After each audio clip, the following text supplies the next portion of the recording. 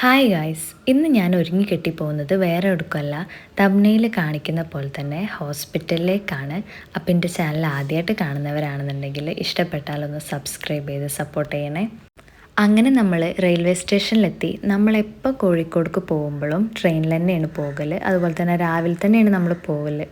നമ്മളിതിനു മുന്നേ പോയിട്ടുള്ളതൊക്കെ SM സ്ട്രീറ്റിലേക്ക് dress എടുക്കാനും ഒക്കെയാണ് പോയിട്ടുള്ളത്. അപ്പോഴും രാവിലെ തന്നെയാണ് പോകൽ. പിന്നെ ഹോസ്പിറ്റൽ കേസിനായിട്ട് 2 തവണയാണ് ഇപ്പോൾ പോകേണ്ടി വന്നിട്ടുള്ളത്. ഞാനും എൻ്റെ കസിനും കൂടെയാണ് പോകുന്നത്. ആൾ കുറച്ച് ഷൈ ആയതുകൊണ്ട് ആളെ ഇതിൽ ക്യാമറയിൽ നമ്മളങ്ങനെ കാണിക്കുന്നില്ല. അങ്ങനെ നമ്മൾ കോഴിക്കോട് എത്തി. അവിടെ നിന്ന് നമ്മൾ ഓട്ടോയിൽ മിംസ് ഹോസ്പിറ്റലിൽ എത്തി. നമ്മൾ മുന്നേ ബുക്ക് ചെയ്തിട്ടുണ്ടായിരുന്നു ഡോക്ടറിന്. എത്തിയ പാടെ നമ്മൾ ടോക്കണൊക്കെ എടുത്ത് ഡോക്ടർ വരാൻ വേണ്ടിയിട്ട് നമ്മൾ വെയിറ്റ് ചെയ്തു. അങ്ങനെ ഡോക്ടറെ കാണിച്ചു കഴിഞ്ഞപ്പോൾ ഡോക്ടർ ഒരു ബ്ലഡ് ചെക്കപ്പ് പറഞ്ഞിട്ടുണ്ടായിരുന്നു. അങ്ങനെ ബ്ലഡൊക്കെ കൊടുത്തു കഴിഞ്ഞതിന് ശേഷം നമ്മൾ 2 മണിക്കൂറാവും നമ്മൾ റിസൾട്ട് വരാൻ വേണ്ടിയിട്ട്. അപ്പോൾ നമ്മൾ രാവിലെ ഒന്നും ഫുഡ് കഴിക്കാത്തതുകൊണ്ട് നമ്മളൊരു നല്ല ബിരിയാണി കഴിക്കാൻ വേണ്ടിയിട്ട് തൊട്ടടുത്ത് തന്നെയുള്ള ഒരു ഹോട്ടലിലേക്ക് കയറിയിട്ടുണ്ടായിരുന്നു. കോഴിക്കോട് നിന്ന് ബിരിയാണി കഴിക്കുക എന്ന് പറയുന്നത് എനിക്ക് ഭയങ്കര സന്തോഷമുള്ള കാര്യമാണ്. എപ്പോൾ കോഴിക്കോടേക്ക് ചെല്ലുമ്പോഴും കോഴിക്കോടുള്ള റെസ്റ്റോറൻറ്റുകളിൽ നിന്നും കഫേയിൽ നിന്നൊക്കെ ഫുഡ് കഴിക്കുന്നതൊക്കെ ഭയങ്കര ഇഷ്ടമാണ്.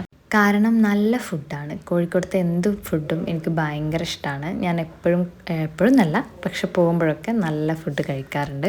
പക്ഷേ ഈ ബിരിയാണി നല്ല ഫ്ലോപ്പായിരുന്നു. ഈ ബിരിയാണിയും ഈ ബീഫും നല്ല രീതിക്ക് ഫ്ലോപ്പായിരുന്നു. കാരണം നമ്മൾ വേറെ കടകളൊക്കെ നോക്കി പോയി കഴിക്കണം എന്നൊക്കെ ഉണ്ടായിരുന്നു. പക്ഷെ നമുക്ക് വിശപ്പുകൊണ്ട് നമ്മൾ പെട്ടെന്ന് കണ്ടൊരു കടയിൽ കയറിയതാണ്. അപ്പോൾ ആ കടയിലത്തെ കൊള്ളാത്തത് കൊണ്ടായിരിക്കും അങ്ങനെ സംഭവിച്ചത്. കോഴിക്കോട് ഫുഡ് എനിക്ക് പൊതുവേ നല്ല ഇഷ്ടമാണ്. അങ്ങനെ നമ്മൾ ഫുഡൊക്കെ കഴിച്ച് കഴിഞ്ഞതിന് ശേഷം തിരിച്ച് ഹോസ്പിറ്റലിൻ്റെ ഉള്ളിലേക്ക് തന്നെ കയറി. രാവിലെ കയറിയതാണ്. നമ്മൾ വൈകുന്നേരമായി അവിടെ നിന്ന് ഇറങ്ങി കിട്ടാൻ വേണ്ടിയിട്ട്. അങ്ങനെ മരുന്നൊക്കെ മേടിച്ച് കഴിഞ്ഞപ്പം എനിക്കൊരു മിൽക്ക് സർബത്ത് കുടിക്കാൻ തോന്നി. ഞാൻ ഇന്നുവരെ മിൽക്ക് സർബത്ത് കുടിച്ചിട്ടില്ല. പ്രത്യേകിച്ച് കോഴിക്കോടത്തെ ഒരുപാട് വ്ളോഗ്സിലൊക്കെ നമ്മളെപ്പോഴും കാണുന്നതുമാണ്. അങ്ങനെ നമ്മൾ തിരിച്ച് ട്രെയിനിൽ തന്നെയാണ് വീട്ടിലേക്ക് പുറപ്പെട്ടത്.